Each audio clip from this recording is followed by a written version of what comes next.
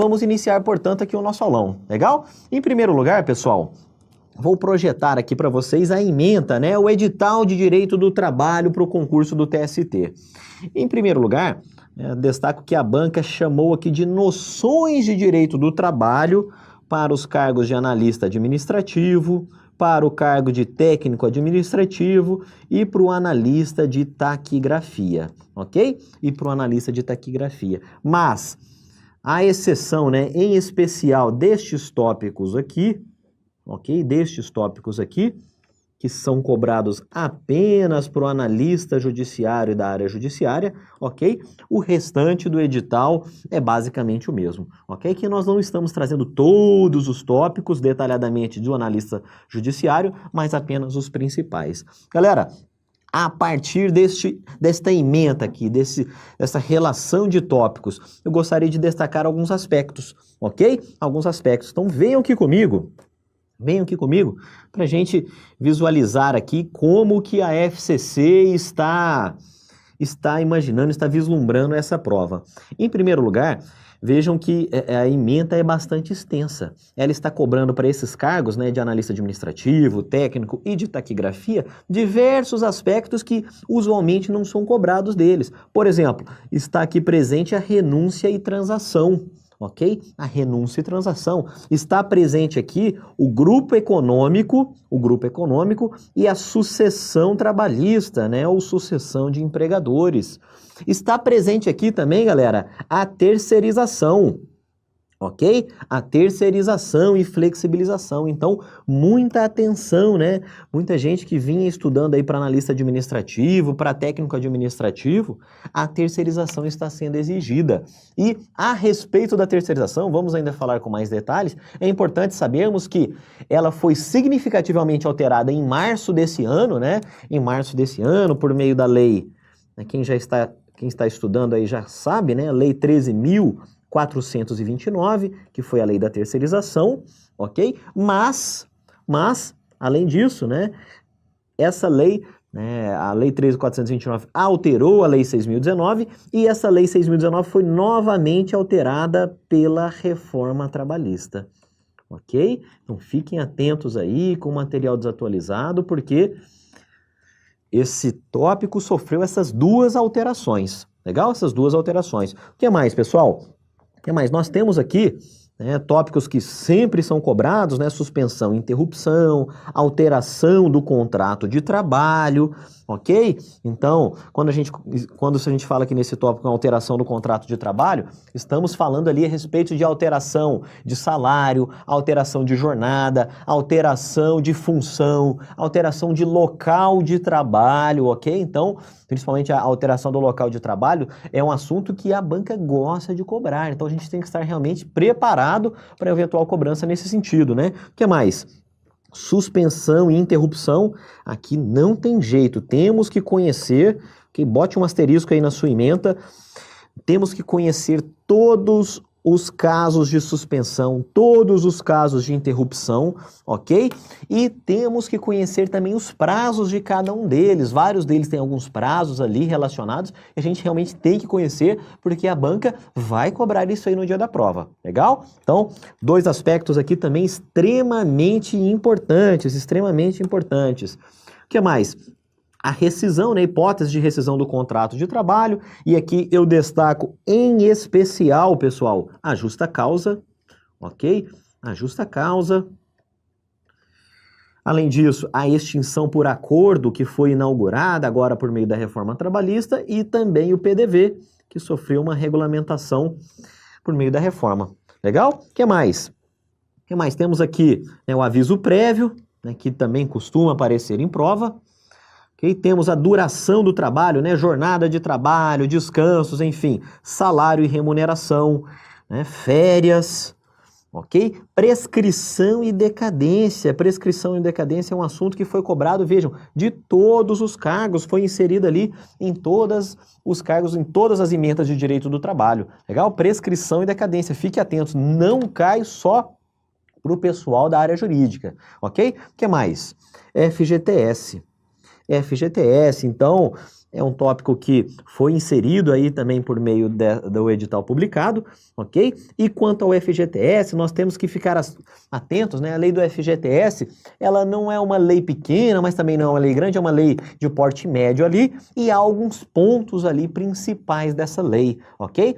Em relação ao FGTS, pessoal, a gente tem que ficar atento ao panorama geral ali do FGTS, ok? Temos que ficar atento às hipóteses de movimentação do FGTS. Separamos aqui um mapa mental para facilitar a memorização disso, das hipóteses de saque, e o que entra, né? E o que não entra ali na base de cálculo do FGTS. Então, horas extras, entra no FGTS ou não, né? Gorjeta, né? Recolhe o FGTS sobre a gorjeta ou não, enfim, tudo isso a banca também vai cobrar isso aí no dia da prova, ok? Então fique atento aí também ao FGTS. Legal? O que mais? O que mais? Nós temos aqui segurança e medicina do trabalho, né? Temos ainda a proteção do trabalho do menor, ok? E aqui foi inserido o Estatuto da Criança e do Adolescente. Daudi, preciso estudar todo o Estatuto da Criança e do Adolescente? Nada disso, pessoal. O Estatuto é grande, ok? Aqui, nesse tema ECA, né, Estatuto da Criança e do Adolescente, é preciso de focarmos apenas nos dispositivos, que não são tantos assim, apenas nos dispositivos de interesse do direito do trabalho. Então, vai haver ali a regulamentação da idade, né, repetindo os termos da Constituição, a idade em que uma pessoa adquire a capacidade laboral, a capacidade laboral relativa, capacidade laboral plena, enfim. O ECA só vai nos interessar ali do ECA alguns dos dispositivos, ok? Não são todos os dispositivos. O que mais? Nós temos ainda o trabalho da mulher, o direito coletivo do trabalho, em especial aqui a questão da organização sindical, ok? A liberdade sindical, e aqui a FCC exigiu, como sempre, a Convenção 87 da OIT. Ok? A Convenção 87 da OIT, que é uma convenção que foi ratificada pelo Brasil, então faz parte do nosso ordenamento jurídico, é como tem força de lei, ok? Convenção 87 da OIT. E o que mais, pessoal? Temos algumas novidades aqui nesse trecho da ementa. Temos algumas novidades.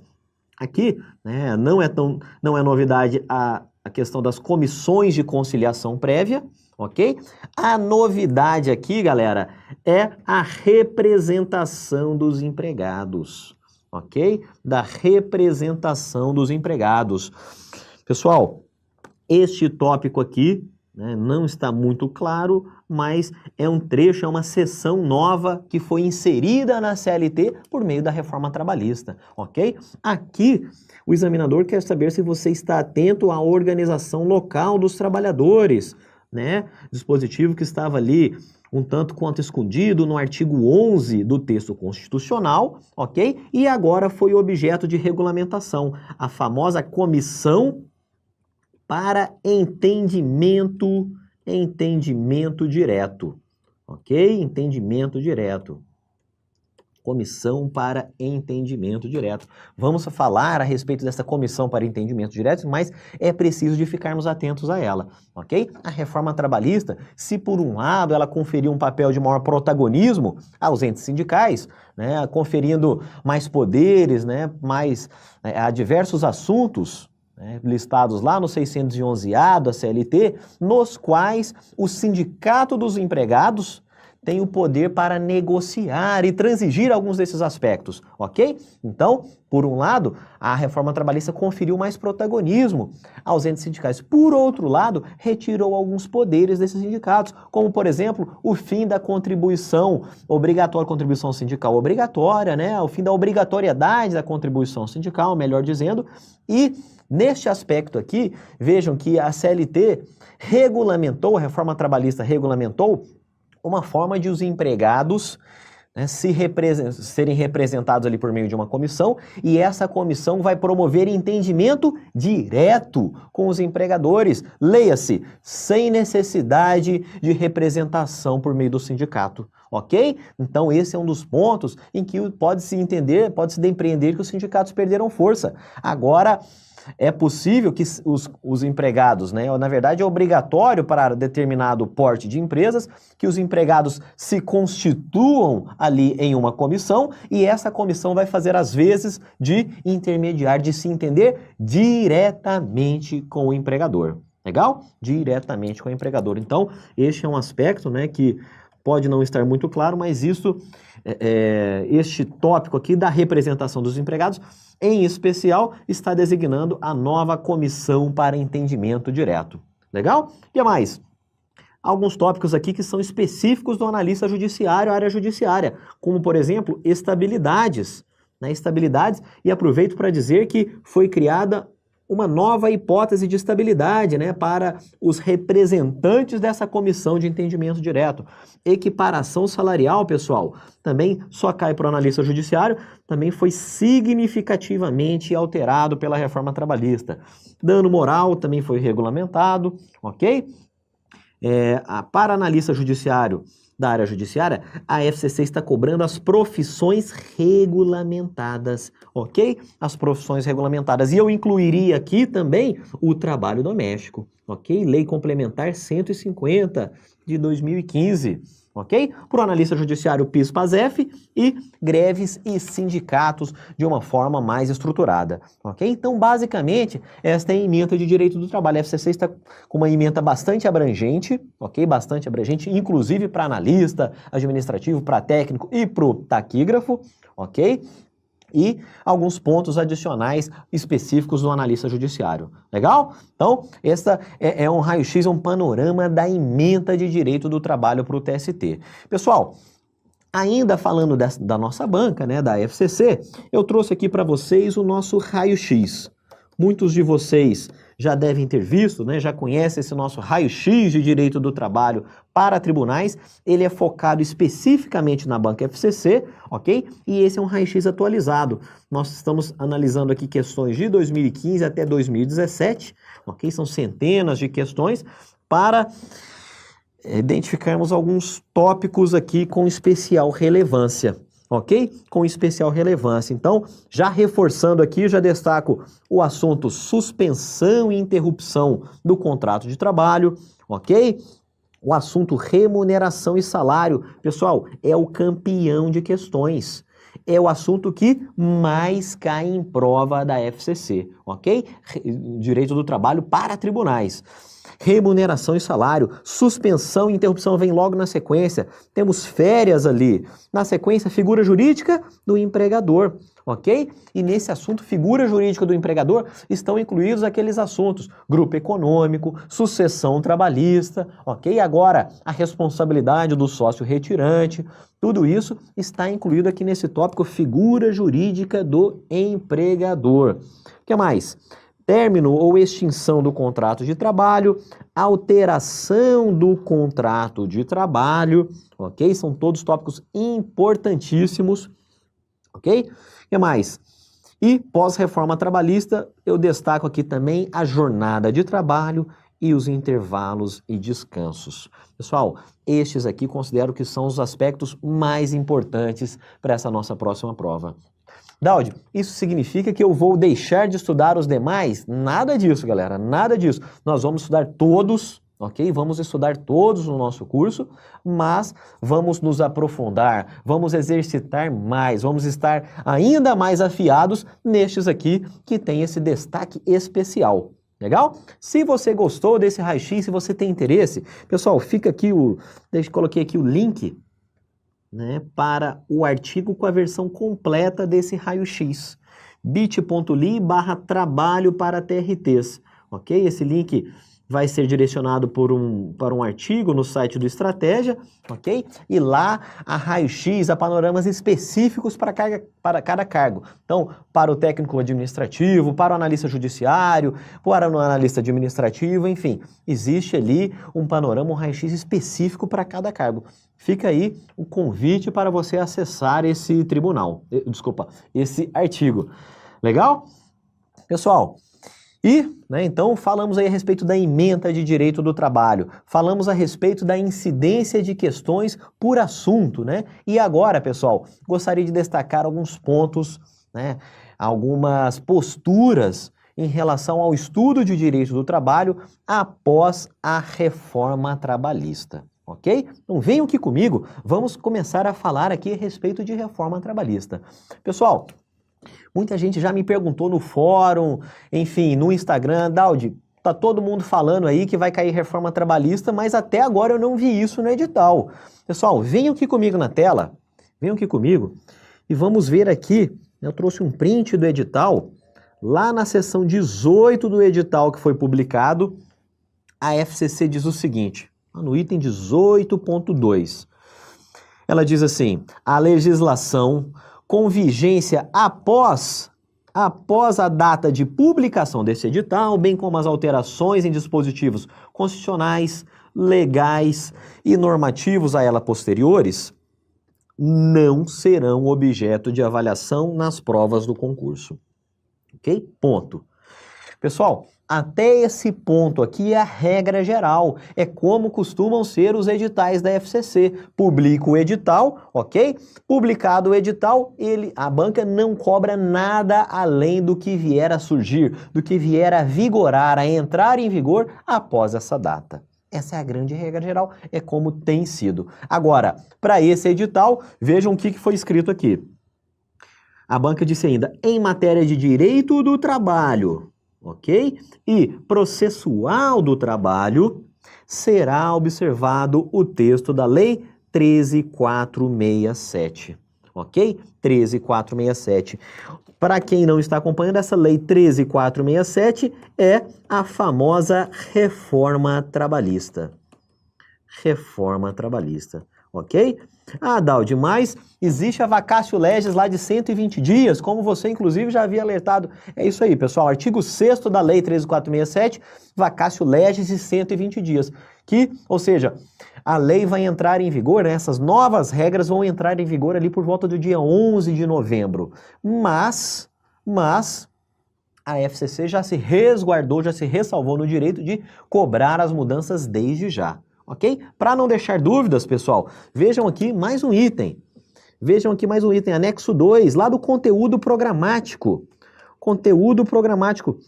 A banca diz novamente, né, observação, para ficar realmente claro, considerar-se-á a legislação vigente, incluindo, transcreve praticamente o item 18.2 e diz ainda, em matéria de direito do trabalho, será observado o texto da Lei 13.467, ok? O texto da Lei 13.467, ou seja, reforma trabalhista vai sim ser cobrada, ok? E em relação à reforma, é preciso que a gente fique atento a quê? A literalidade das novas regras, a literalidade dos novos dispositivos, ok?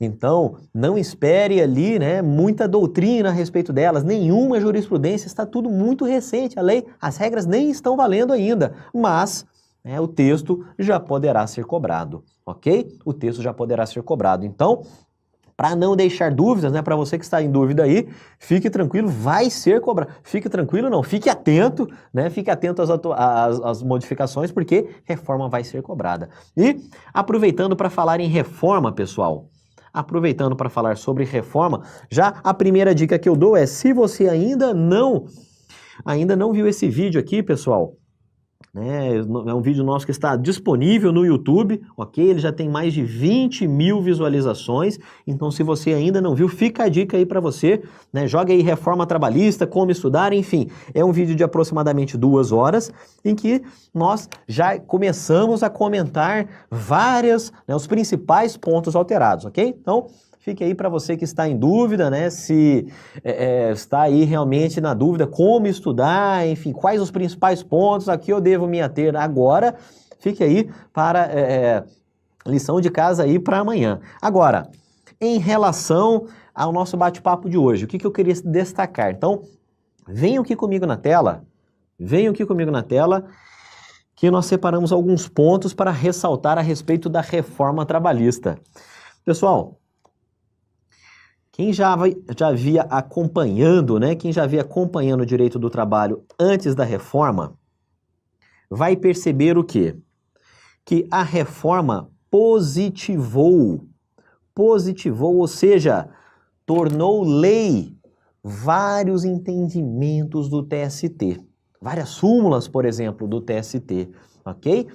E, por outro lado, a reforma trabalhista, ela contrariou vários outros entendimentos do TST, ok? Vários outros entendimentos do TST. Há entendimentos, inclusive, que deixaram de fazer sentido. Vamos comentar aqui os principais casos, ok? Então, o que eu quero dizer? A reforma, né, as regras da reforma trabalhista, muitas delas não são novidades para quem já vinha estudando direito do trabalho, ok? Então, são entendimentos do TST fixados ali, consolidados em uma súmula, ok? Que foram ou confirmados, ok? Ou contrariados. Então, se você que está aí já com o seu resumo feito, né, com o seu mapa mental pronto, pessoal, nada de partir para um resumo todo novo, um mapa mental todo novo, nada disso. Pegue aí o seu resumo que você já vinha estudando e tire aí uma manhã ou uma manhã e uma tarde e saia marcando ali, realmente ticando os pontos que foram alterados. Então,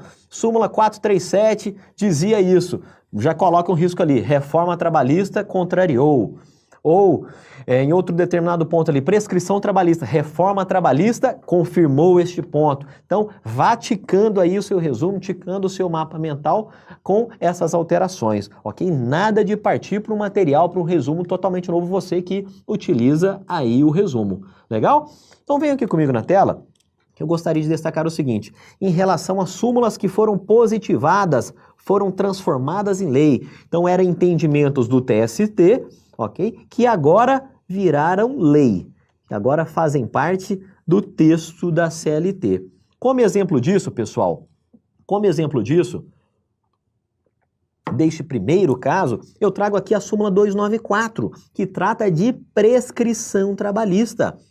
Era uma súmula do TST, um entendimento do TST, mais do que consolidado, e agora virou texto de lei. O que mais? Tenho também a súmula 268, que tratava também de prescrição, né? É uma hipótese lá de interrupção do prazo prescricional. Essa súmula também virou texto de lei, ou seja, isso aqui não é novidade para quem já vinha estudando. Legal? Não é novidade.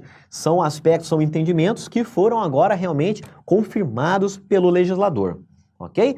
Então, falamos aqui a respeito do primeiro caso, né? Súmulas que foram confirmadas, positivadas no texto da CLT. O que mais?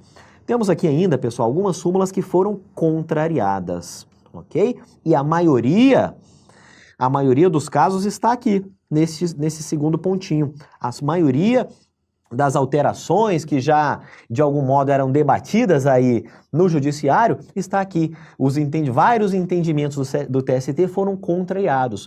Então, o TST vinha entendendo em um sentido A, ok? E veio o legislador e fixou uma regra exatamente o contrário de A.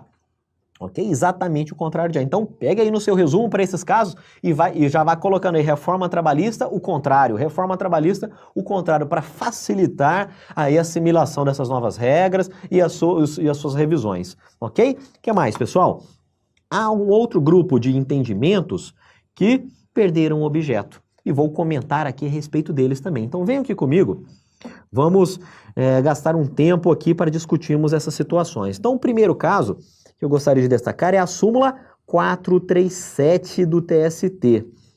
Pessoal, a súmula 437 do TST, ela abordava o assunto intervalo intra-jornada, ou seja, o intervalo ali para almoço, para descanso e alimentação. E essa súmula dizia o seguinte, olha, o intervalo, né, que o mínimo previsto na lei, né, é de 1 hora para jornadas acima de 6 horas, esse intervalo, caso não seja concedido na integralidade, ok? O empregador deve remunerar o empregado por aquele período com um adicional de 50%. Ok, até aí tudo bem.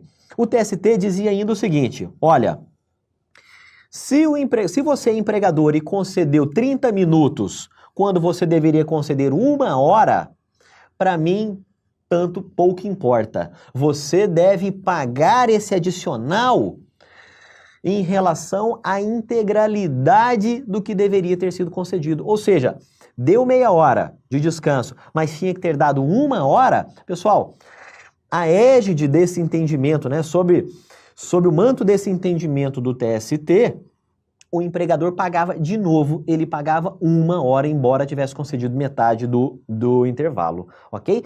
A reforma trabalhista contrariou isso. Ela disse, olha, se o intervalo era de 1 hora e foram concedidos apenas 40 minutos, por exemplo, tem que pagar apenas 20 minutos com um adicional. Ok? É uma alteração bastante razoável sob o meu ponto de vista.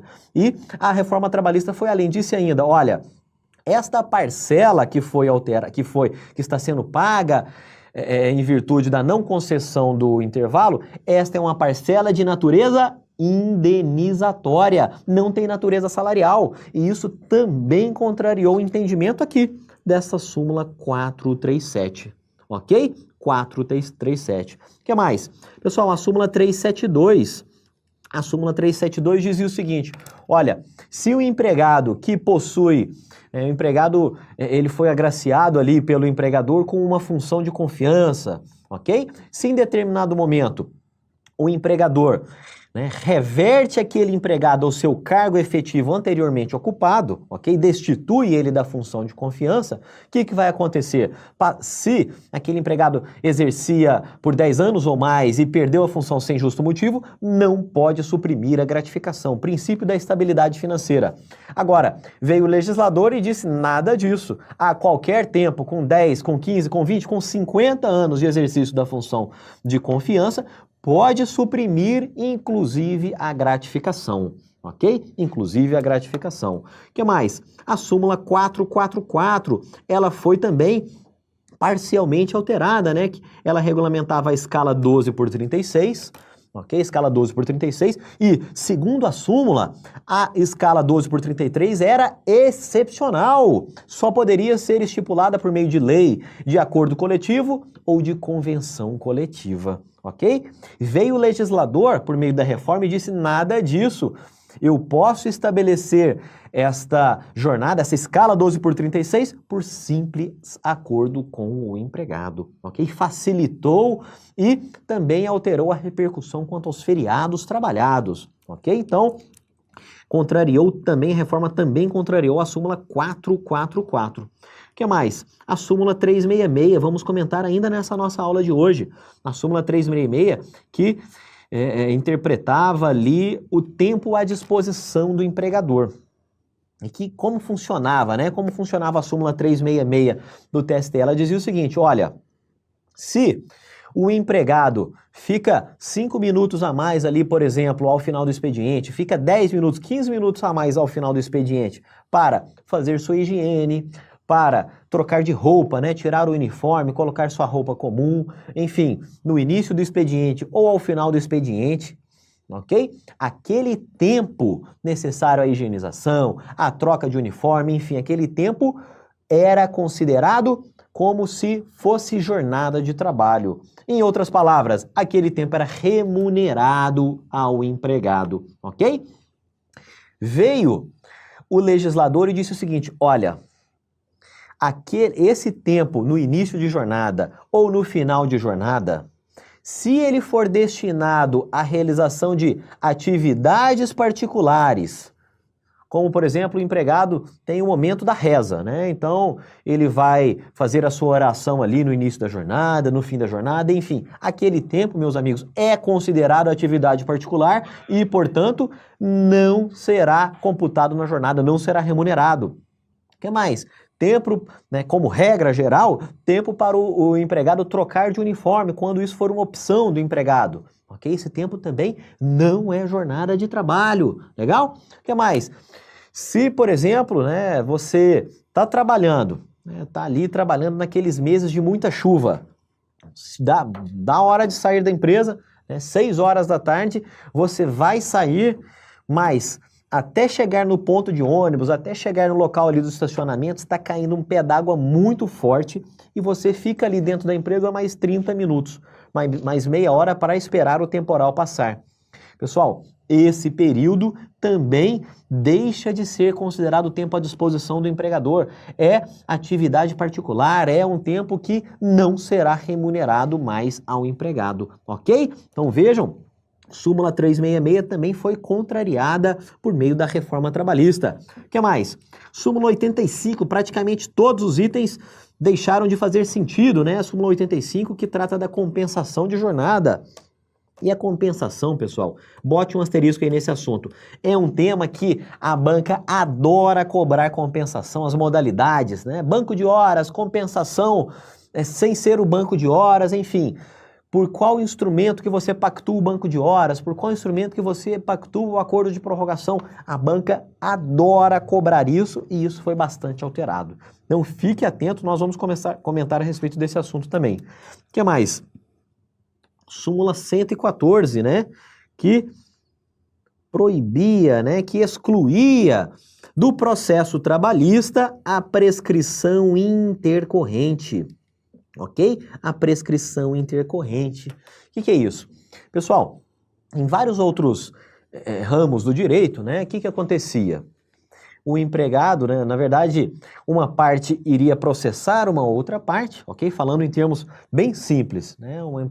Uma parte ajuizava uma ação em face de outra parte, ok? E se por inércia de uma das partes, né, principalmente do autor, aquela ação ficava ali 1, 2, 3, 4, 5 anos sem que o interessado promovesse o ato ali perante o Poder Judiciário, o que acontecia? Era a prescrição ao longo do processo, no curso do processo, após ajuizada a ação, ok? No direito do trabalho, o TST entendia que isso não era aplicável.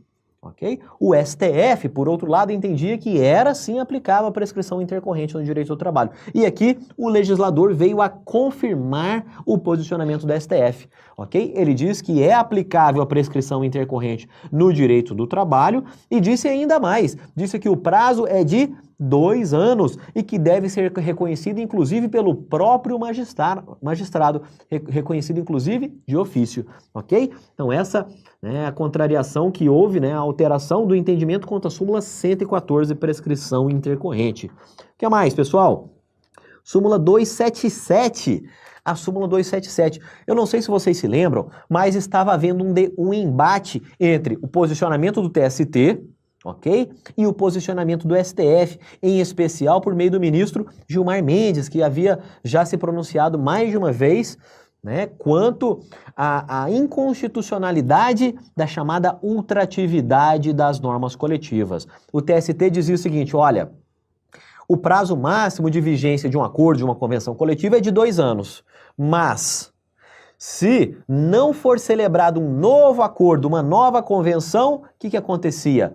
A anterior continuava a produzir efeitos mesmo após expirado o prazo de 2 anos. Legal? Então, é isso que vinha entendendo o TST, inclusive com a alteração em 2012 que houve da súmula 277. Agora, o TST, já em 2016 e agora 2017 também, na verdade o STF, ele veio e disse não, nada disso. É proibida, né? Eu vou suspender os efeitos da súmula 277 porque a ultratividade não encontra amparo constitucional. E o legislador agora encampou o posicionamento do STF, ok? Então, passado o período de vigência inicial do acordo da convenção, ok? Ela deixa de produzir efeitos. Teoria da aderência ali limitada ao prazo. Legal? O que mais, pessoal? Súmula 429.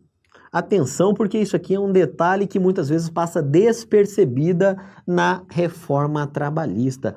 A súmula 429, ela dizia o seguinte, olha, em muitos locais de trabalho, em muitas indústrias principalmente, né, empresas que são muito grandes, o que acontece? O empregado chega na portaria da empresa e ali registra o ponto. Legal, registra o ponto na portaria da empresa. Depois ele vai se dirigir até o local de trabalho, o posto de trabalho efetivamente. Então, muitas vezes ele vai pegar um ônibus dentro da empresa que vai transportá-lo até o local de trabalho. As empresas são enormes em muitos casos. E o TST vinha entendendo o seguinte, olha, dentro de determinado limite, esse tempo não é computado na jornada. Extrapolado esse limite de tolerância, esse tempo de deslocamento ali dentro da empresa deve ser sim computado na jornada de trabalho. Ok? E veio o legislador e disse o seguinte, não, nada disso. A jornada começa onde? Lá no local do efetivo posto de trabalho, ok? Então, o tempo de portaria da empresa, até o tempo, esse deslocamento da portaria da empresa até o posto de trabalho, não é computado como jornada. Legal? Atenção aí, súmula 429 também foi contrariada. E aqui nós trouxemos os principais exemplos. Há várias outras súmulas, OJs, enfim, vários outros entendimentos do TST que foram contrariados. Agora, há alguns outros que deixaram de fazer sentido, pessoal. Por exemplo, quem acompanha a jurisprudência trabalhista conhecia lá a súmula 90 do TST e a súmula 320 do TST, que elas tratavam da jornada in itinere. Ok? Aquele tempo, né? Artigo 58 da CLT, que dizia que o tempo gasto pelo empregado de deslocamento da sua casa até o local de trabalho e vice-versa, em regra não era computado, como se jornada fosse, mas uma vez o empregador concedendo a remuneração, fornecendo o transporte e o local de trabalho sendo de difícil acesso ou não servido, enfim, tudo isso caiu por terra. A reforma trabalhista extinguiu a jornada in itinere do mapa do ordenamento jurídico, ok? Então essas são súmulas que deixaram de fazer sentido. Legal? Então esses são alguns casos aqui de entendimentos do TST que a gente precisa ficar atento que foram contrariados, foram substancialmente modificados ou até mesmo deixaram de fazer sentido. Legal? Agora, Daldi, então eu devo esquecer toda a jurisprudência do TST? Não, nós devemos fazer ali esses ajustes pontuais ali ao longo da lista de súmulas, da lista de OJs do TST, ok? Em momento futuro, o TST, por meio do plenário, deverá reformar várias dessas súmulas ou cancelá-las, ok? Reformá-las ou cancelá-las, mas vejam que houve. O edital antecipou tudo isso e trouxe para agora, 19 de novembro, a cobrança de todas essas regras, ok? Daldi, e se cair uma questão em prova perguntando justamente um desses entendimentos que foi modificado? Devo responder com base na súmula do TST, que não foi revogada, ou com base na reforma trabalhista? Pessoal, esse é o caso que eu diria assim, requintes de crueldade do examinador. É o caso mais complexo que poderia cair. Então, por exemplo, vamos supor que cai uma questão lá a respeito da reversão quando o empregado já possui mais de 10 anos de exercício da função de confiança. Pessoal, nesse caso, se porventura vier a cair uma questão a respeito disso, ok? O que vai acontecer? Você tem que ficar atento ao enunciado. Ok? Lá no enunciado, o examinador vai dizer, olha, de acordo com a legislação, de acordo com a Lei 13.467, de acordo com a reforma trabalhista, responda. E aí sim você vai tomar por base as novas regras, as regras alteradas por meio da legislação.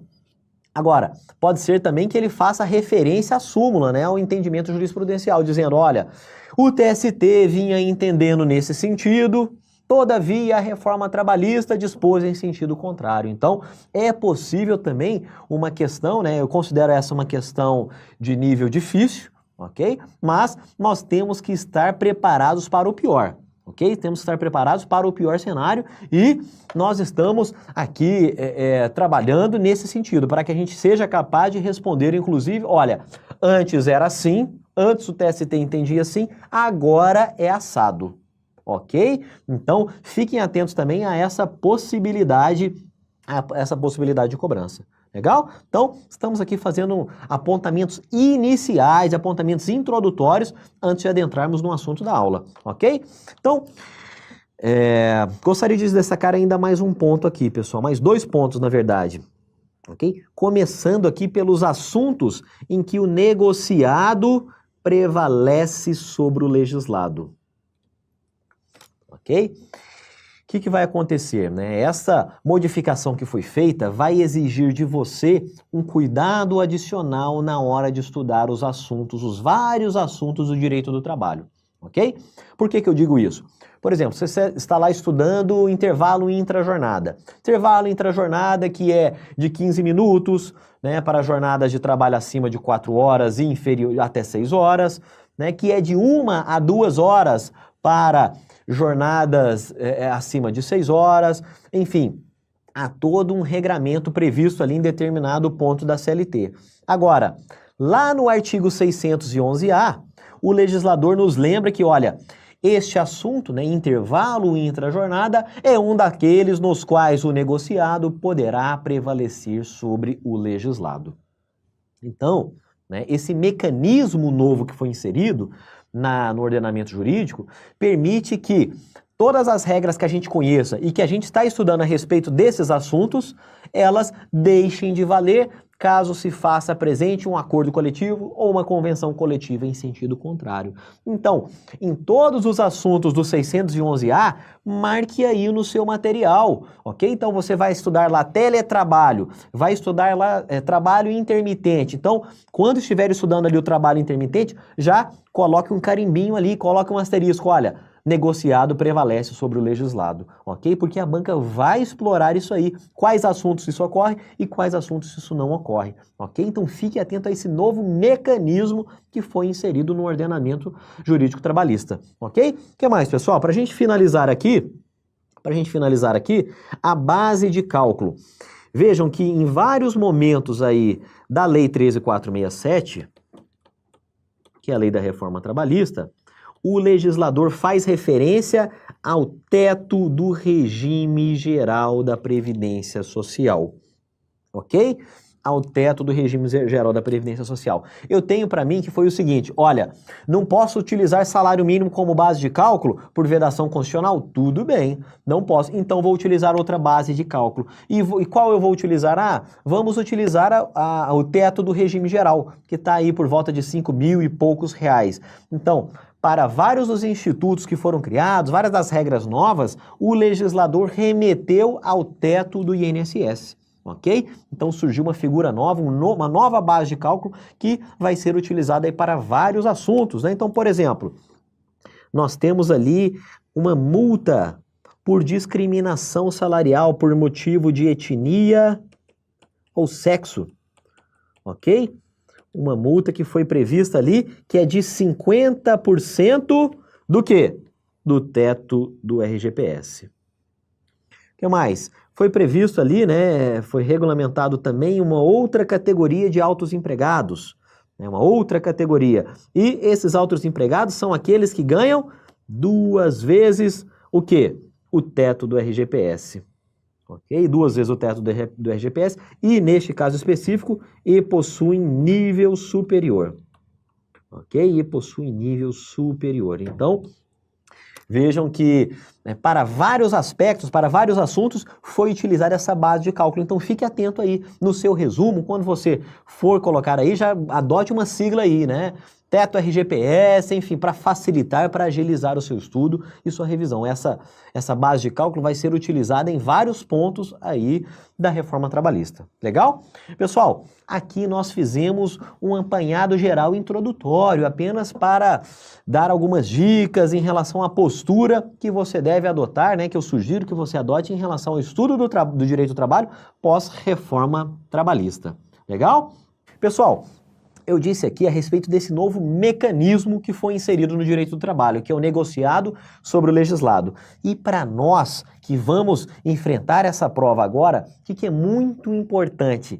Que a gente conheça e decore a lista de assuntos em que o negociado vai prevalecer sobre o legislado, em que as regras de acordo coletivo, as regras de convenção coletiva, elas poderão se sobrepor à legislação, ok? Ainda que essas regras sejam menos benéficas ao empregado, ok? Diminuindo as forças do princípio da norma mais favorável. Enfim, para nós, o mais importante é que a gente decore, compreenda, tenha aí na ponta da língua quais assuntos podem ser transacionados, quais assuntos podem ser transacionados, podem ser objeto de negociação coletiva pelos sindicatos, ok? E eu separei aqui 3 slides para que a gente comece a assimilar esses assuntos. São vários incisos do artigo 611-A, ok? Se você está aí com a 13467 aberta, faça o seguinte, já imprima essa lista aí, corte em 1, 2, 3, 4 pedaços, enfim, e colhe aí no seu local de estudo, ok? É importante que você leia esse ao menos uma vez por semana, de agora até a prova, ok? São aí 12, 13 semanas de agora até a prova, então você vai ler aí 12, 13 vezes essa lista de assuntos e isso pode te render alguns pontos preciosos no dia 19 de novembro. Legal? Então, agora eu gostaria de destacar quais são esses assuntos. Venham aqui comigo, que eu separei este rol do artigo 611 em 3 grupos. Ok? Vamos falar aqui a respeito do artigo 611-A da nova CLT, ok? Da CLT reformada. Ok? Separei um grupo de assuntos a respeito de jornada de trabalho, um outro grupo a respeito de remuneração e um outro grupo de temas gerais, ok? A maioria dos incisos, a maioria dos assuntos do 611-A versa sobre jornada de trabalho. Jornada de trabalho, meus amigos, foi o aspecto mais alterado, mais reformado agora em julho, ok? Então, nós já vamos iniciar com esse assunto que é o principal aqui em termos de negociação. Antes de adentrar a lista, queria destacar primeiramente que o 611-A traz um rol exemplificativo. Ele diz lá que estes são os assuntos em que o negociado poderá prevalecer, entre outros, ok? Mas, para fins de prova, nós temos que nos ater ali aos incisos do 611-A. Eu vou começar aqui, pessoal, portanto, falando a respeito de jornada de trabalho, ok? A respeito dos assuntos, né, dos temas da jornada de trabalho em que o negociado prevalece. Então vamos lá. O primeiro deles é quanto à pactuação da jornada de trabalho. Ok? De forma genérica, a pactuação da jornada de trabalho, desde que observados os limites legais. O que mais, pessoal? Banco de horas anual. Ok? Alguém está vendo aqui banco de horas semestral? Não, nada disso. Banco de horas, né? Banco de horas agora, rapidamente aqui, vamos fazer um breve apanhado a respeito do banco de horas. Após a reforma, existem basicamente 2 modalidades. O banco de horas anual, ok? Em que o saldo do banco deve ser compensado em até 12 meses, até 1 ano, ok? E o banco de horas semestral. Em que o saldo do banco de horas deve ser compensado em até 6 meses, ok? Passado esses 6 meses, eu devo ali renovar, zerar o banco de horas e renovar ali, fazer um novo ajuste em relação ao banco semestral. Meus amigos, o negociado só prevalece sobre o legislado em relação a quê? Em relação ao banco de horas anual. Legal? Então, atenção, coloque um asterisco aí nesse assunto. O que mais? Intervalo intrajornada, ok? Aqui nós não estamos falando do intervalo interjornadas, ok? Intervalo intrajornada, que deve ser, é possível que as partes ali, sindicatos dos empregados, empresas e outros sindicatos, transacionem a respeito do intervalo intrajornada, respeitado o limite de 30 minutos, meus amigos, 30 minutos, ok? O mínimo de 30 minutos para jornadas que superam as 6 horas. O que mais? Modalidade de registro da jornada de trabalho, controle de ponto, ok? Então vejam que os sindicatos poderão transacionar com as empresas a respeito do controle de ponto, a forma de se registrar, a modalidade de se efetuar o controle de ponto, ok? O que mais? Troca do dia de feriado. Então lembre-se lá, se na nossa prova aparecer a palavra feriado, ficou mais fácil de trocar o dia do feriado. Então, por exemplo, 7 de setembro agora em 2017, vai cair que dia? Vai cair numa quinta-feira. É possível, né, por exemplo, que esse 7 de setembro, né, o feriado, né, os empregados usufruam o feriado no dia 8 de setembro, que é uma sexta, e laborem normalmente na quinta-feira, que é o 7 de setembro. Então, vejam que isso é um exemplo de assunto no qual o negociado prevalece sobre o legislado. Ok? O que mais? A prorrogação de jornada em ambientes insalubres. Em ambientes insalubres, vejam, sem licença prévia do Ministério do Trabalho, sem licença prévia, ok? Contrariando, portanto, o artigo 60 da CLT. Então, se você está aí, né, imprimiu a CLT, tem uma CLT comentada, enfim, já vá lá no artigo 60 e faça uma marquinha. Negociado prevalece sobre o legislado, ok? Essa é a dica que eu dou. O que mais? Teletrabalho, pessoal. Teletrabalho já era uma realidade, agora foi regulamentado por meio da reforma, ok? Por meio da reforma. E esse é um assunto que pode ser negociado. Negociado se sobrepõe à legislação. O que mais? Sobreaviso, ok? Sobreaviso. Trabalho intermitente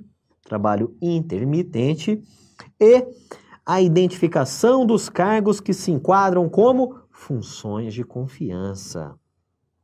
Então, quais cargos que representam ali função de confiança e quais cargos não se enquadram ali nesse conceito de função de confiança? Cláudio, entendi, tudo bem, identificação dos cargos, mas e daí? Isso é relevante para quê? Pessoal, se vocês se lembram, lá do artigo 62 da CLT, ok?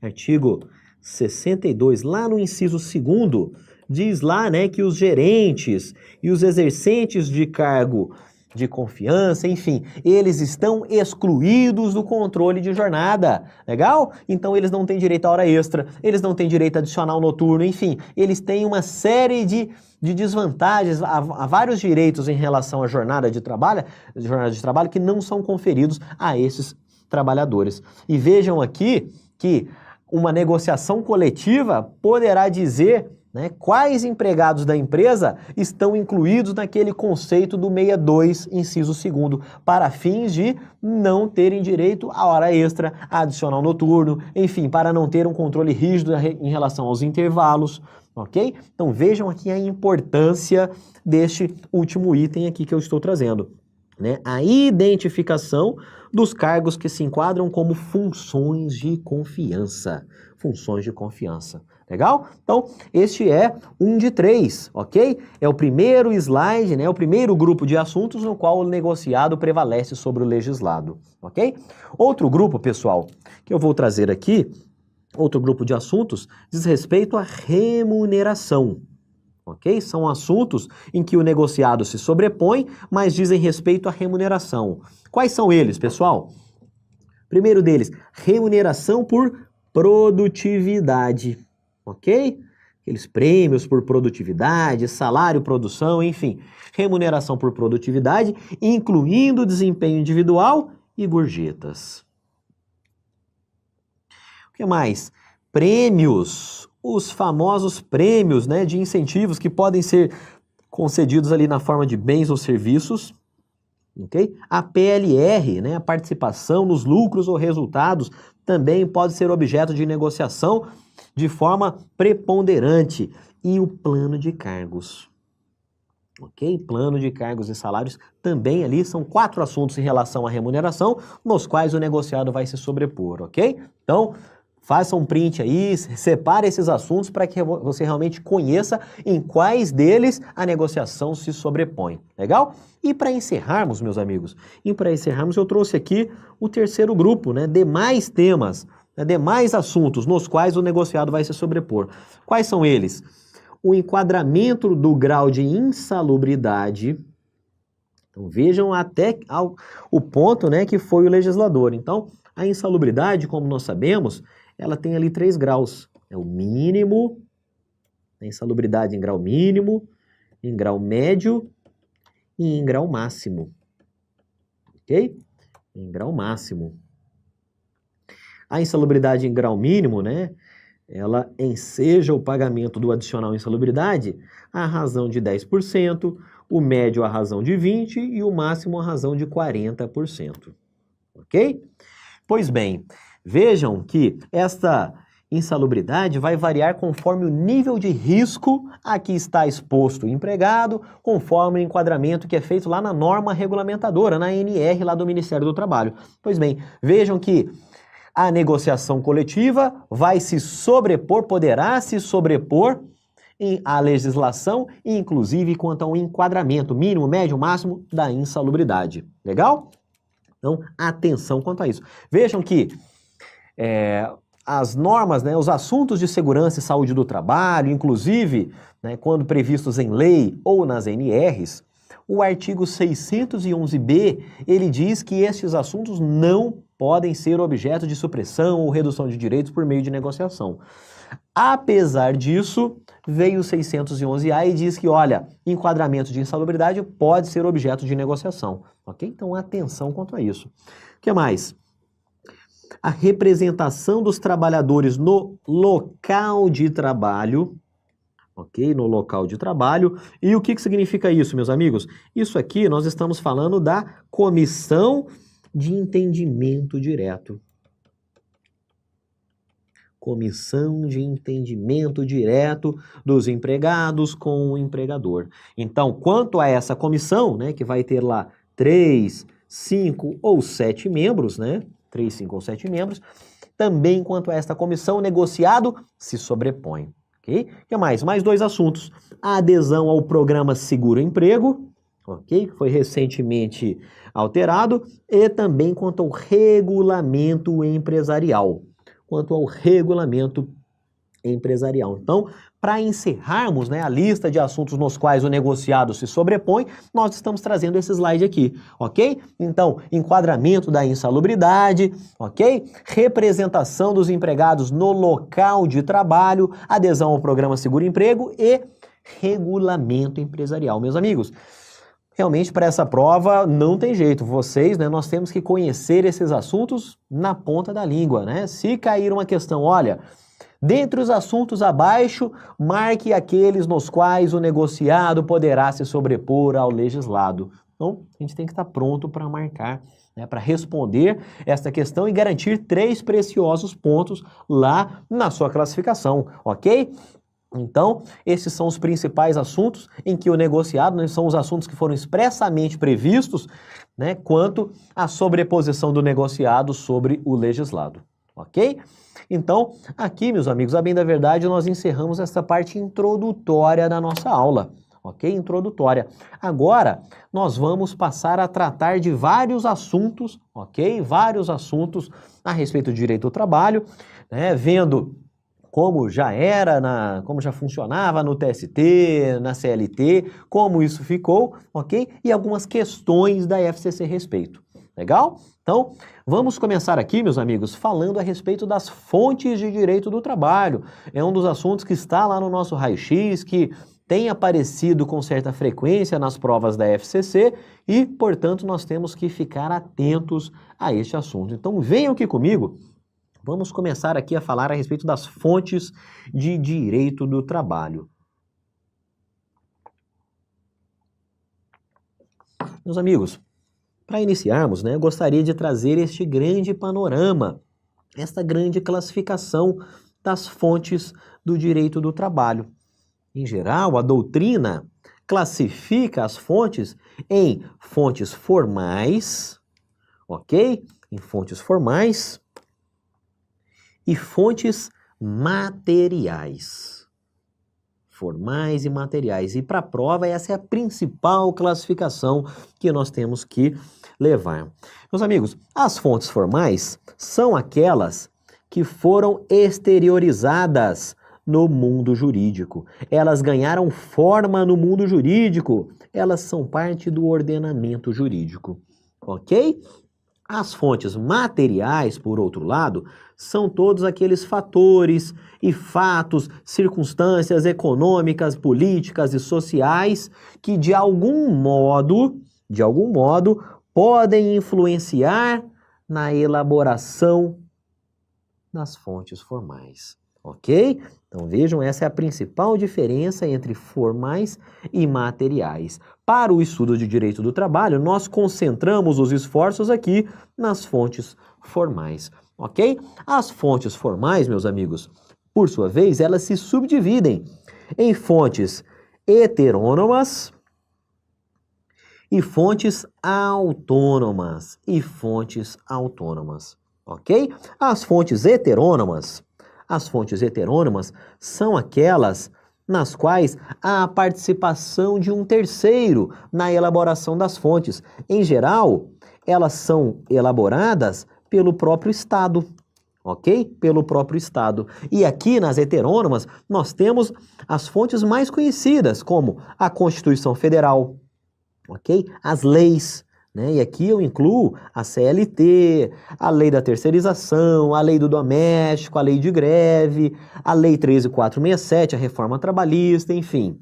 Os decretos que regulamentam estas leis, ok? Os decretos que regulamentam estas leis, legal?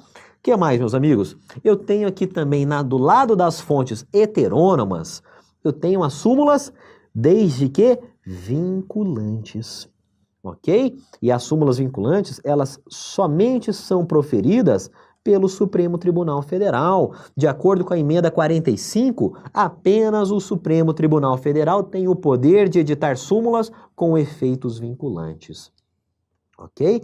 Então vejam que aqui nós não estamos falando, meus amigos, das súmulas do TST, das súmulas do STJ, das demais súmulas do STF, nada disso. Estamos falando aqui, nas fontes formais heterônomas, apenas das súmulas com efeitos vinculantes. E é um grupo seleto de súmulas lá do Supremo, ok? O que mais? Nós temos aqui algumas portarias, por exemplo, do Ministério do Trabalho, nas quais estão regulamentadas, por exemplo, as normas regulamentadoras, as instruções normativas a respeito de direito do trabalho, ok? Temos ainda no lado aqui das fontes formais heterônomas, meus amigos, os tratados internacionais, desde que ratificados pelo Brasil. Ok? Muita atenção quanto a isso, meus amigos. Muita atenção. Os tratados que não forem ratificados, meus amigos, eles são incluídos aqui nas fontes materiais. Ok? Tratados internacionais não ratificados. Vejam que a partir da ratificação de um tratado internacional é que ele faz parte do ordenamento jurídico brasileiro. Até então, é um texto que fica ali para uma referência, para um estudo acadêmico, enfim, para uma eventual, muitas vezes até uma analogia, mas ele está ali para inspirar o legislador, ele está ali muitas vezes para atuar como um fator político de pressão para a elaboração de uma norma, ok? Então, os tratados internacionais não ratificados, eles são meras fontes materiais. Já os tratados internacionais ratificados, meus amigos, estes sim são fontes formais heterônomas. O que mais? Nós temos aqui as sentenças normativas. Ok? Muitas vezes é proposto um dissídio coletivo, enfim, uma ação trabalhista perante um tribunal e o tribunal vai lá e profere uma sentença com efeitos normativos, ok? Essa sentença normativa é também fonte formal heterônoma, legal? O que mais, meus amigos? Temos ainda aqui o laudo arbitral. O laudo, meus amigos, ele é proferido por um árbitro. Daqui não é árbitro de futebol. No direito do trabalho, é possível que as partes elejam um árbitro, né, uma outra pessoa, né, que vai atuar como se fosse um juiz ali naquele caso. Ele não é um juiz, né, ele não faz parte do Poder Judiciário, ele é um árbitro. Ok? Ele é um terceiro, um particular, que é eleito pelas partes para pôr fim a um conflito, ele vai decidir. Ok? E atenção, porque até a reforma trabalhista, né, inclusive nos termos da Constituição Federal, admitia-se a arbitragem no direito do trabalho apenas quando envolvia ali um dissídio coletivo, né, uma causa ali envolvendo um sindicato. A partir da reforma, A partir da reforma, passou-se a admitir, em alguns casos, a arbitragem também ali para dissídios individuais, ou seja, o empregado Francisco, né, ele contra o seu empregador, né, um dissídio ali, uma reclamação trabalhista ali, né, então passou-se a admitir também a arbitragem nos conflitos individuais do trabalho. Legal? Individuais do trabalho. Meus amigos, então, aqui nós acabamos de comentar a respeito das fontes heterônomas, que são aquelas proferidas por um terceiro, em geral, pelo Estado. Agora, as fontes formais também se subdividem em fontes autônomas. E as autônomas são aquelas em que os próprios destinatários da norma participam do seu processo de elaboração. Ou seja, acordo coletivo do trabalho, convenção coletiva do trabalho, os empregados vão ser atingidos pelas regras do acordo da convenção? Vão sim. E eles próprios, né, por meio do sindicato, eles próprios participam da elaboração dessas normas. Legal? Então, são instrumentos nos quais os próprios destinatários da norma, eles influenciam na sua elaboração. O que mais, meus amigos? Então, vimos aqui os acordos e as convenções coletivas. E a doutrina majoritária enquadra os usos e costumes aqui como fontes autônomas, ok? Eu coloquei esse asterisco aqui justamente por causa disso, porque não é um consenso, ok? Inclusive, nesse assunto fontes, há várias divergências doutrinárias, mas a doutrina majoritária tem entendido que usos e costumes é fonte formal autônoma do direito do trabalho. Legal?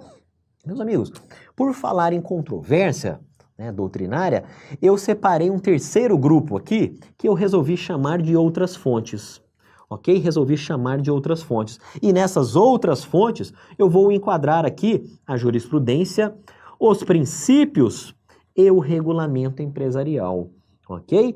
Por que eu estou chamando de outras fontes aqui, pessoal?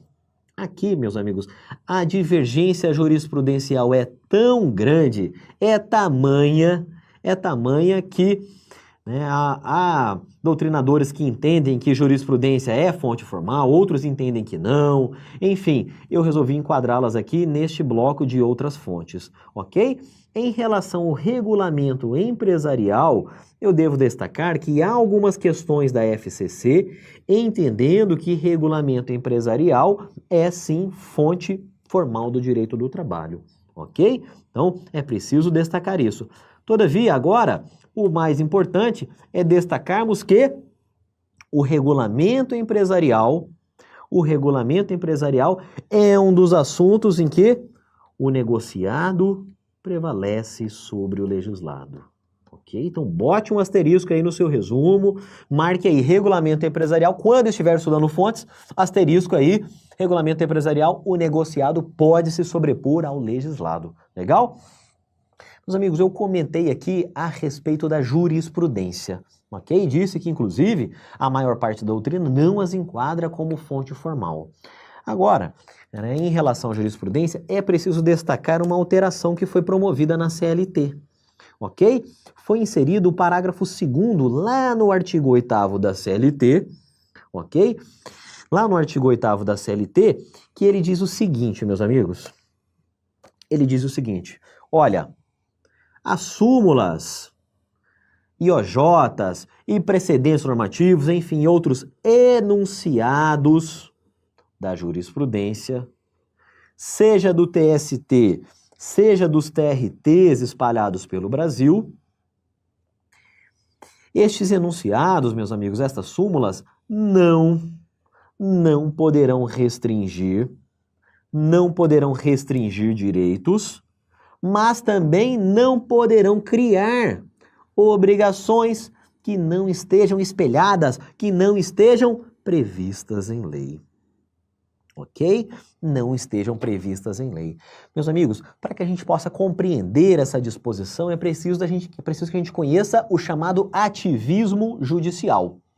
E, na Justiça do Trabalho, esse ativismo judicial, ele vinha se manifestando com intensidade significativa nos últimos anos. Então, muitos eram os casos em que o TST vinha e dizia, olha, né? Por exemplo, aquela súmula 372, olha, por força do princípio da estabilidade financeira, passados 10 anos do exercício da função de confiança, não pode mais subtrair a gratificação sem justo motivo.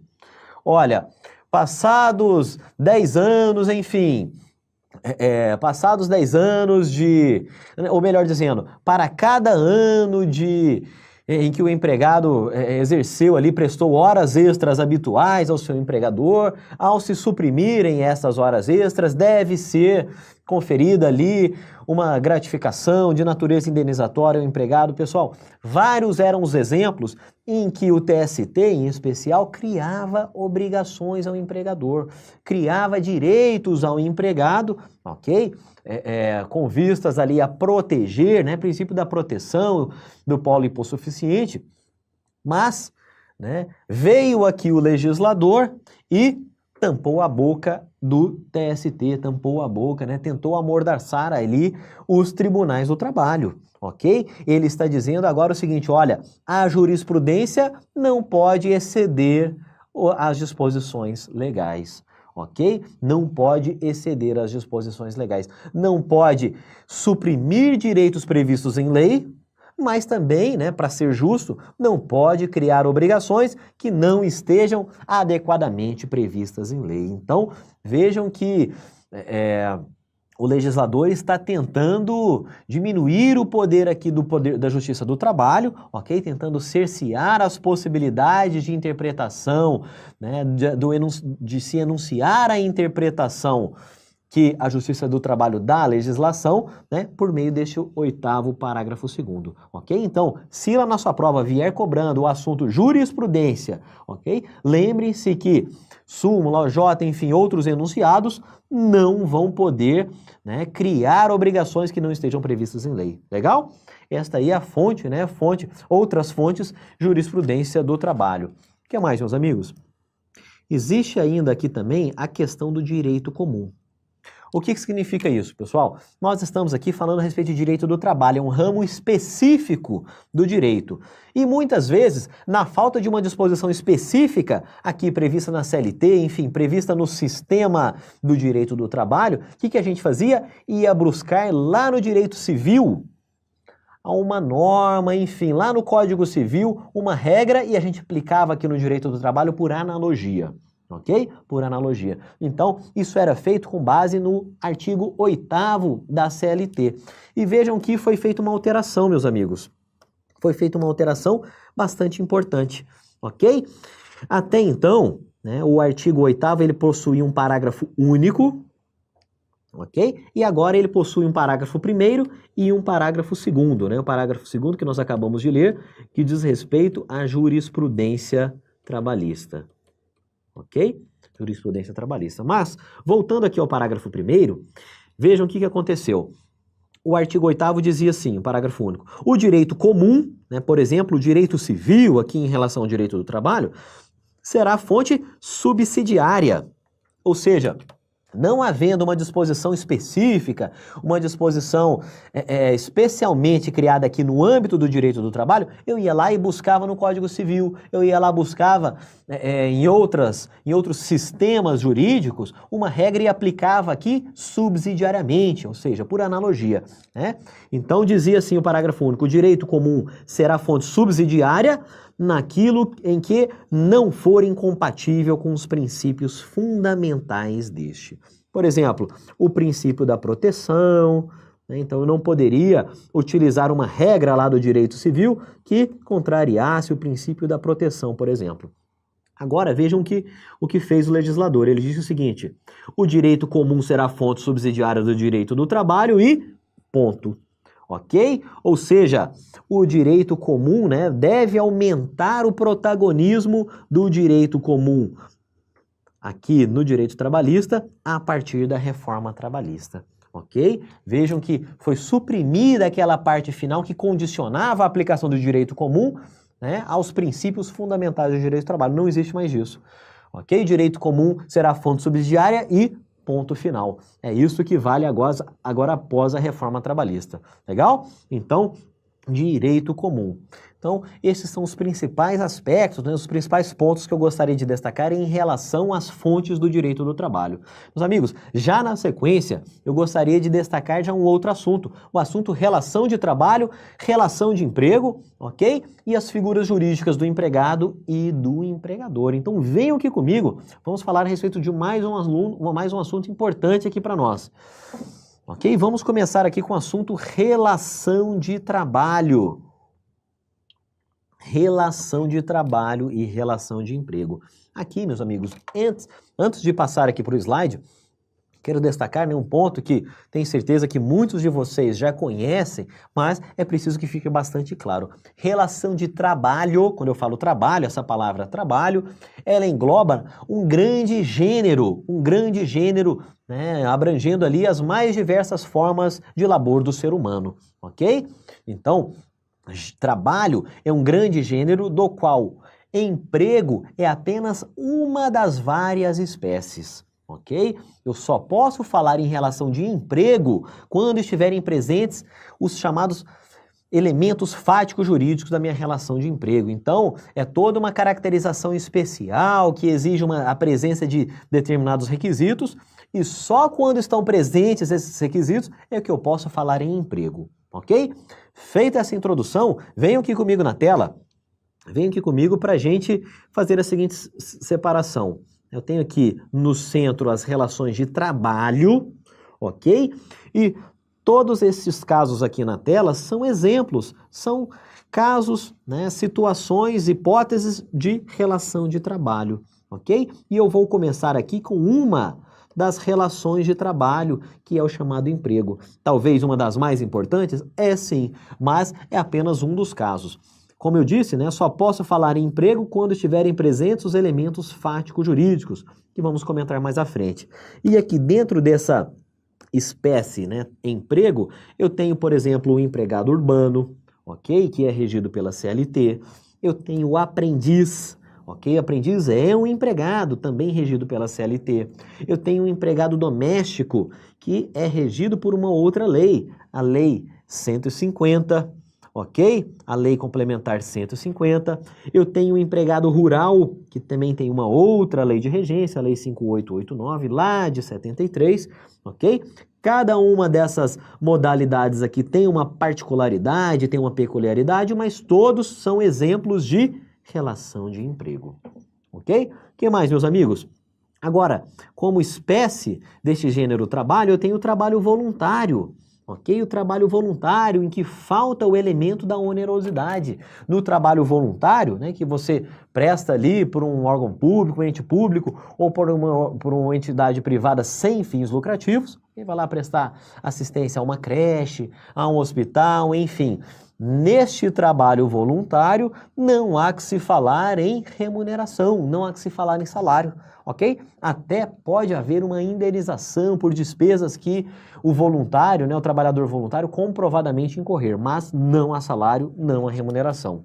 O que mais? Estágio, meus amigos. Importante a gente não confundir aqui o estágio, né, o estagiário com o aprendiz.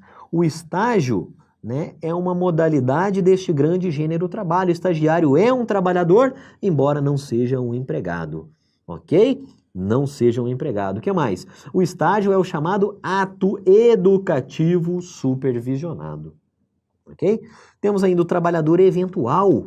O trabalhador eventual é aquele que falta um dos elementos fáticos jurídicos da relação de emprego, que é a não eventualidade. Ele trabalha ali sem ter perspectivas de continuar prestando serviços àquele empregador, ok? É, por exemplo, a verdadeira diarista, é, por exemplo, chapa, ok? Ele não tem perspectiva, né, de continuar prestando seus serviços àquele tomador, ok? O que mais?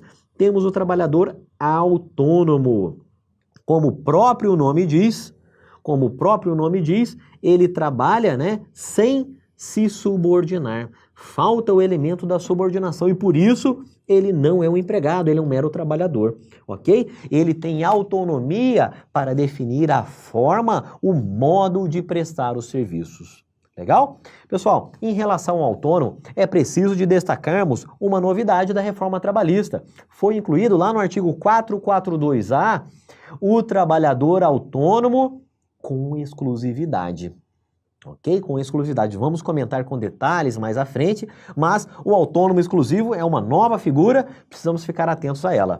O que mais? Para encerrarmos aqui, nós temos ainda o trabalhador avulso, ok? O trabalhador avulso é aquele que ele é um autônomo, ele é um eventual e tem necessariamente a sua mão de obra intermediada pelo sindicato da categoria ou pelo órgão gestor de mão de obra, ok? Então este é o elemento fundamental, o elemento característico do trabalhador avulso, a intermediação pelo órgão ou pelo sindicato da categoria. Então, o avulso, ele pode ser portuário, né? Aquele que trabalha ali nas regiões portuárias, Santos, Vitória, enfim, várias cidades portuárias aí do Brasil, mas também, né, agora mais recentemente, admite-se, né, existe a lei do trabalhador avulso não portuário. Legal? Então, são duas modalidades ali de trabalho avulso. O que mais, pessoal?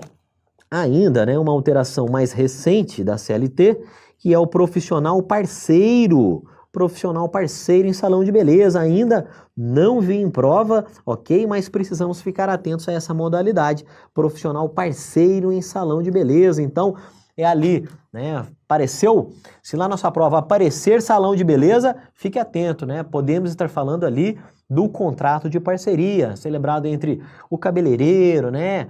O barbeiro, maquiador, manicure, pedicure, enfim, todos aqueles profissionais do salão de beleza que laboram ali sem restar caracterizada a relação empregatícia, ok? Profissional parceiro em salão de beleza. Então, são todos exemplos, né, de relação de trabalho, ok? A qual é um gênero da relação de emprego. Legal? Meus amigos, vamos fazer aqui uma questão aqui para a gente realmente exercitarmos este assunto e não cansarmos tanto, né? Vamos lá. Trouxe aqui uma questão da FCC do ano de 2016. Uma questão para analista da área judiciária. Ok? Da área judiciária. Diz assim: quanto aos institutos denominados relação de trabalho e relação de emprego, é correto afirmar que... Então vamos lá. Letra A. A relação de emprego é uma espécie do gênero relação de trabalho. É isso aí, pessoal. A relação de emprego, né, como eu disse, é espécie do gênero trabalho, ok? Então, gabarito já ficou fácil aí a nossa letra A. Para exercitarmos, vamos ler as demais alternativas. Diz assim: possuem características idênticas. Nada disso. Possuem características bastante diferentes, podendo-se afirmar que são sinônimos. Então, é muito importante que a gente não caia nesse erro aqui, ok? Trabalho ou relação de trabalho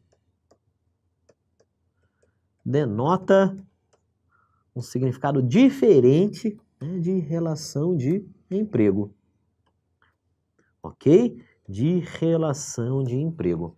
Legal? Então, vamos só continuar aqui. Letra C, relação de trabalho é modalidade derivada da relação de emprego. Vejam que aqui a FCC inverteu os conceitos, né? É o emprego que se deriva do trabalho.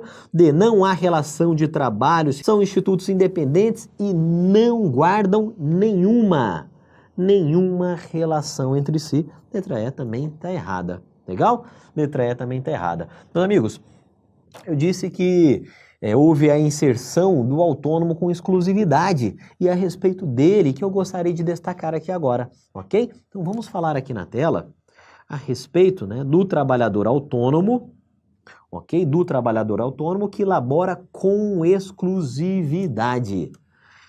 Com exclusividade, ok? Vimos ali, acabamos de ver uma questão da FCC a respeito de relação de trabalho e relação de emprego, uma questão relativamente fácil, mas pontinho importante, a gente não pode dar mole com esse tipo de questão em prova, ok? E agora vamos ver aqui uma das espécies daquele gênero trabalho, ok? Diz assim o artigo 442B, eu disse A logo atrás, é o 442B, que foi inserido na CLT por meio da reforma trabalhista, ok? Lei 13.467. Atenção principalmente em relação à literalidade do que diz esse dispositivo, meus amigos.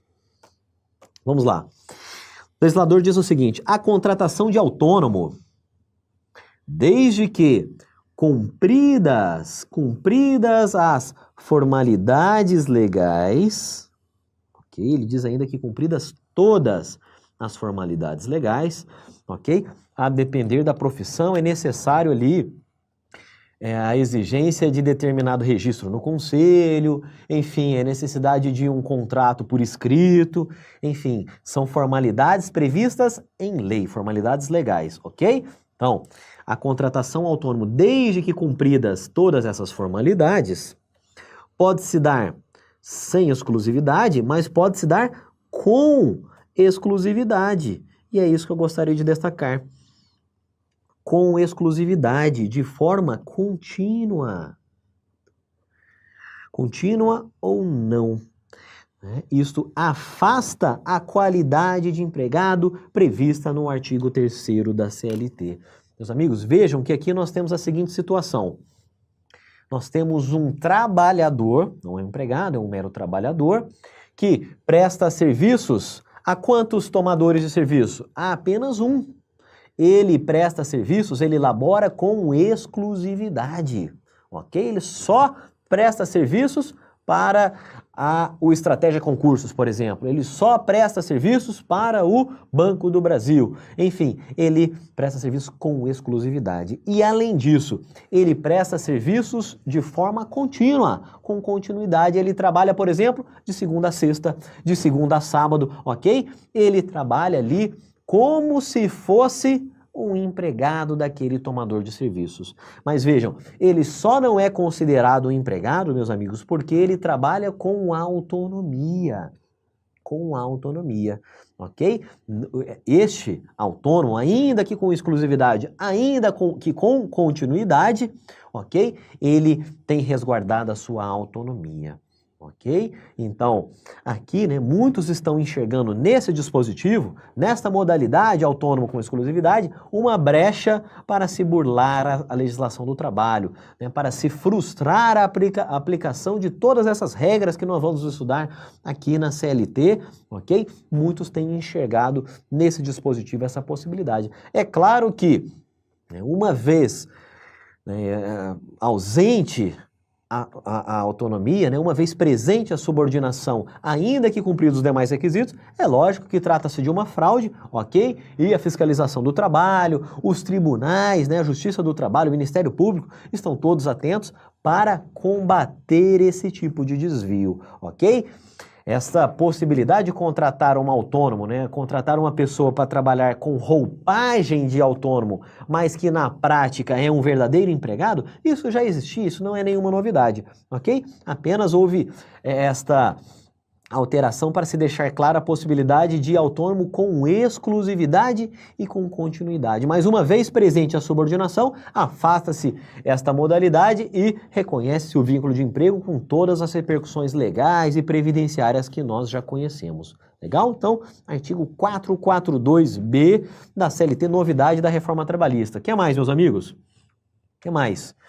Vimos aqui relação de trabalho e relação de emprego, e em relação ao emprego, é importante que a gente conheça o quê? Os 6. São 6 elementos fáticos jurídicos da relação de emprego. Então venham aqui comigo, que a gente realmente, isso aqui tem que estar na ponta da língua para o dia da prova, né? Quando a gente fala em emprego, devem estar presentes o seguinte, empregado, meus amigos, é sempre pessoa física ou pessoa natural, ok? O empregado é sempre pessoa física ou pessoa natural. O empregado, meus amigos, nunca é pessoa jurídica, ok? O empregador, meus amigos, aí quanto ao empregador pode tudo. Pode ser pessoa jurídica, pode ser pessoa física ou pessoa natural, ou pode ser mesmo aqueles entes sem personalidade jurídica própria, ok? Isso para o empregador. Aqui para o empregado é sempre mesmo. O empregado é sempre pessoa física. O que mais? Ele presta serviços com pessoalidade. Com pessoalidade. Ou seja, se o empregador contratou, por exemplo, o Tiago para prestar os serviços, espera-se que o próprio Tiago vá lá e pessoalmente preste os serviços para os quais foi contratado. Ele não pode se fazer substituir pelo irmão, pelo primo, pelo cunhado, ok? É o próprio empregado quem deve prestar os serviços para os quais ele foi contratado. Isso é a pessoalidade na prestação de serviços. Legal? O que mais, meus amigos? Existe um outro elemento que é a chamada não eventualidade. Não eventualidade. E este elemento aqui está ligado à expectativa. A expectativa ou a perspectiva do empregado, ok? Sob o ponto de vista do empregado, de continuar prestando serviços àquele empregador, ok? Então, o empregado, ele tem perspectiva, né? Por um motivo ou outro, ele tem perspectiva de voltar amanhã, de continuar prestando serviços indeterminadamente, indefinidamente ou até determinado momento para aquele empregador? Tem. Então, faça presente, né, em linhas gerais, esse requisito da não eventualidade. Importante, meus amigos, sabemos que muitas vezes a FCC utiliza a não eventualidade como sinônimo de continuidade, ok? Existe, né, uma parcela da doutrina critica esta equivalência entre os conceitos, inclusive considerando lá a lei do doméstico, enfim. Mas é importante sabermos que muitas vezes a FCC utiliza continuidade como sinônimo de não eventualidade. E não necessariamente essa alternativa vai estar errada. É aquela história, né? Em concursos públicos, muitas vezes a gente tem que marcar a mais correta, ainda que exista alguma imprecisão ali na alternativa, ok? Então fique atento, não eventualidade muitas vezes como sinônimo de continuidade, ok? Continuidade. O que mais? Subordinação. Subordinação, ok? Quando a gente fala em relação de emprego, o empregado se subordina ao seu empregador, ok? A subordinação, que é a subordinação jurídica, não é econômica, ok?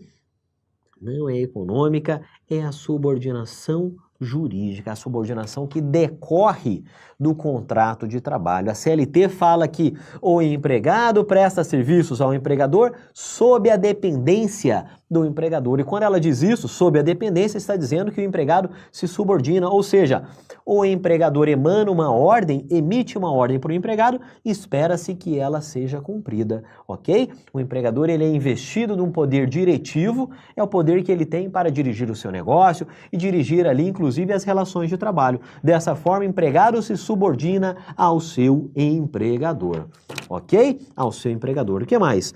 Temos ainda, meus amigos, dois últimos requisitos, a onerosidade e a alteridade. A onerosidade diz respeito a uma característica do contrato de trabalho em que, aqui no contrato de trabalho, o empregado, basicamente, ele se coloca à disposição do seu empregador, ok? Ele oferece a sua energia de trabalho em troca de uma contraprestação, em troca do salário, da remuneração. Então é um elemento importantíssimo da relação de emprego à onerosidade. O empregado espera receber um salário, uma remuneração pelo serviço que presta ao empregador, ok? Elemento da onerosidade. O que mais? Temos ainda o elemento da alteridade. Esse nome não é tão do nosso linguajar comum, mas a alteridade está ligado aos riscos. Aos riscos. Portanto, quando você vai explorar uma atividade econômica, vai montar um negócio, vou abrir uma empresa, enfim, você vai explorar um negócio, uma atividade econômica, quem assume os riscos da atividade econômica é o empregador, ok? É um empregador. O empregado, meus amigos, não compartilha dos riscos do negócio com o seu empregador, ok? Deu lucro? Deu prejuízo? Pouco importa, meus amigos. O salário que foi combinado deve ser pago ali aos empregados, ok? Choveu ali, ficou uma semana chovendo ali no canteiro de obras, os empregados ficaram de braços cruzados. Não conseguiram ali erguer o edifício. Pouco importa, meus amigos. O risco de chover ou de fazer sol é de quem? É do empregador. A alteridade, o empregador assume os riscos da exploração da atividade econômica. Legal? Da atividade econômica. Então esse é o último elemento, o sexto e último elemento, a alteridade. Legal? Assunção de riscos por parte do empregador. Meus amigos, já que estamos falando aqui de empregador, venha aqui comigo na tela para nós estudarmos algumas características do empregador, da figura jurídica do empregador. Legal? Da figura jurídica do empregador. E quanto ao empregador, meus amigos, é importante a gente destacar o seguinte. É importante destacarmos o seguinte. O empregador, como eu disse, é quem assume os riscos da atividade econômica. Ele assume os riscos do negócio. Vocês se lembram do nome? O nome é alteridade. Ok? A alteridade. E mais, o empregador, diferentemente do empregado, ele pode ser pessoa física, ele pode ser uma pessoa jurídica, ou mesmo pode ser um ente sem personalidade jurídica própria. Ok? Então eu vou marcar aqui porque isso aqui cai em prova. Vejam que esta aqui é uma diferença importante da figura jurídica do empregado em relação à figura jurídica do empregador. Opa, empregado. Ok? Então o empregado é sempre pessoa física. Já o empregador pode ser física, jurídica ou sem personalidade jurídica própria. E essa característica, né, da impessoalidade do empregador, ok? Ela se manifesta na despersonalização, na despersonificação do empregador, ok? Então, esta é uma mesma característica que pode aparecer sob vários nomes, né? Sobre várias formas na sua prova. Então, venham aqui comigo, né, que despersonalização do empregador pode aparecer com o nome ali de impessoalidade,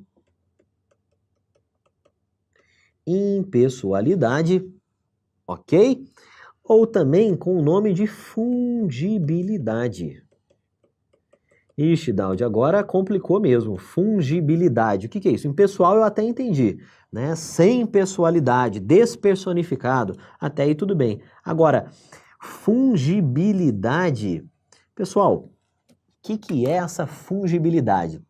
Fungível, né? Fungível é aquilo que você pode trocar, você pode substituir. Eu costumo dar o exemplo, né, que o exemplo mais clássico do que é fungível é o dinheiro, ok? Então, você tem ali uma nota de R$100, você substitui essa nota de R$100 por duas notas de 50 sem nenhum prejuízo, ok? Você faz ali trocas utilizando a moeda, utilizando o dinheiro, porque por excelência o dinheiro é fungível, é aquilo que é trocável, que é substituível, ok? E o empregador da mesma forma, né? Grave aí, o empregador é como se fosse o dinheiro, é fungível, substituível, é trocável. Por quê? Quanto ao empregador, vale a despersonificação, a impessoalidade, ok? A fungibilidade se contrasta com a infungibilidade.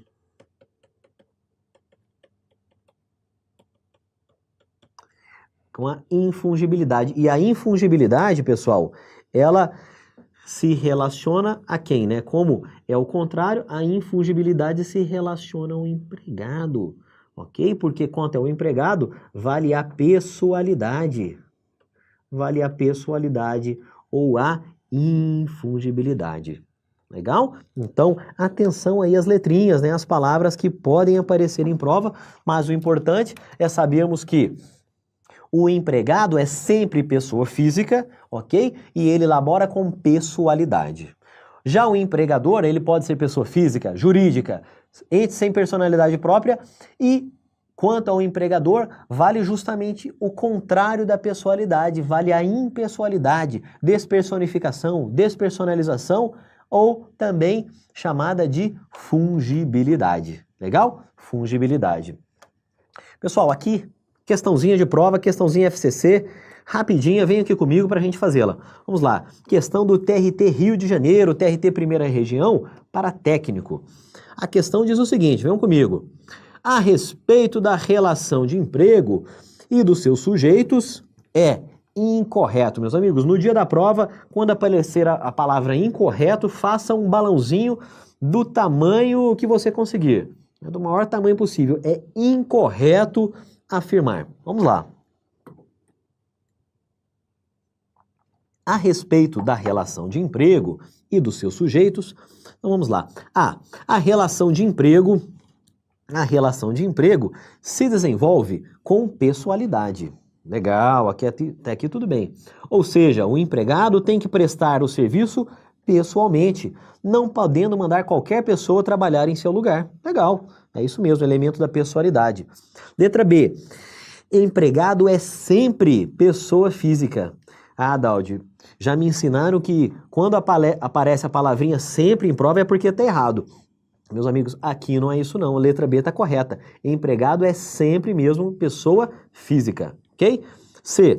Entidade beneficente sem finalidade lucrativa pode ser empregadora. É isso aí, pode ser sim, inclusive é equiparado ao empregador para todos os fins, ok? D. Não haverá distinções relativas à espécie de emprego e à condição de trabalhador, nem entre em trabalho intelectual, técnico e manual. É isso aí, transcrição de um dispositivo da CLT, muito parecido com o dispositivo constitucional. Letra E, por eliminação a gente já sabe que é o gabarito. Empregador, com R no final, é sempre pessoa jurídica. Nada disso, meus amigos. Como a gente comentou, pode ser física, jurídica, enfim. Quanto ao empregador, pouco importa. Galera, e esta questão se relaciona ao seguinte, se relaciona ao artigo 2º e ao artigo 3º da CLT, ok? Artigo 2º diz assim, considera-se empregador a empresa, vejam que é daqui que a FCC tirou aquela questão, né, que o empregador é sempre pessoa jurídica, né? Mas é assim que diz a CLT, considera-se empregador a empresa, individual ou coletiva, que assumindo os riscos da atividade econômica, admite, assalaria e dirige a prestação pessoal de serviços, ok? Vejam que, apesar de ter inserido aqui a palavrinha empresa, pouco importa se o empregador é empresa, pessoa física, ou se é uma pessoa jurídica que não explora atividade econômica, ok? Sem fins lucrativos. Pouco importa. O que importa, né, para ser caracterizado, para caracterizar alguém como empregador, é esta pessoa admitir, assalariar e dirigir a prestação pessoal de serviço. Ou seja, se você contratou alguém com os elementos da relação de emprego, você é empregador, ok? É isso que importa. O parágrafo 1º já emenda dizendo o seguinte: equiparam-se ao empregador para os efeitos exclusivos da relação de emprego, quem? Os profissionais liberais, ok? Os profissionais liberais. Então, por exemplo, né, um médico ali no seu consultório, né, ele é um profissional liberal, ele vai lá e contrata uma secretária, ok? Esse médico é uma empresa? Muitas vezes não é. E, mesmo assim, por ser um profissional liberal, a CLT vem aqui e equipara esse profissional liberal a empregador, ou seja, é empregador como qualquer outro. O que mais?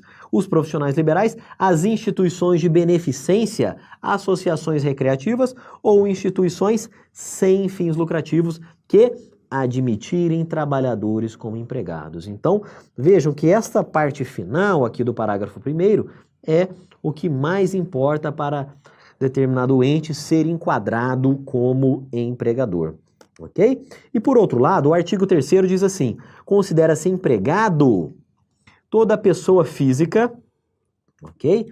Então, vou até trocar de cor aqui, toda pessoa física que prestar serviços de natureza não eventual, ok? Aquele outro elemento da relação de emprego, a empregador, sob a dependência deste.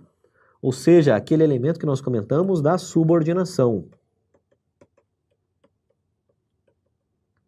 e mediante salário. Quando ela diz aqui que é mediante salário, nós temos o elemento da onerosidade. Legal? E mais, parágrafo único diz que não haverá distinções relativas à espécie de emprego e à condição de trabalhador, nem entre trabalho intelectual, técnico e manual, que é isso que cobrou o FCC naquela questão que acabamos de ler. Legal? Agora, meus amigos, eu vou comentar aqui, né? Na verdade, eu vou deixar para comentar no próximo bloco, né, um assunto que foi alterado pela reforma trabalhista, que é o grupo econômico e a sucessão trabalhista, ok? Que cai para todos os cargos agora nesse concurso TST. Legal? Mas vamos encerrar este primeiro bloco aqui e na sequência continuamos com esses assuntos. Legal?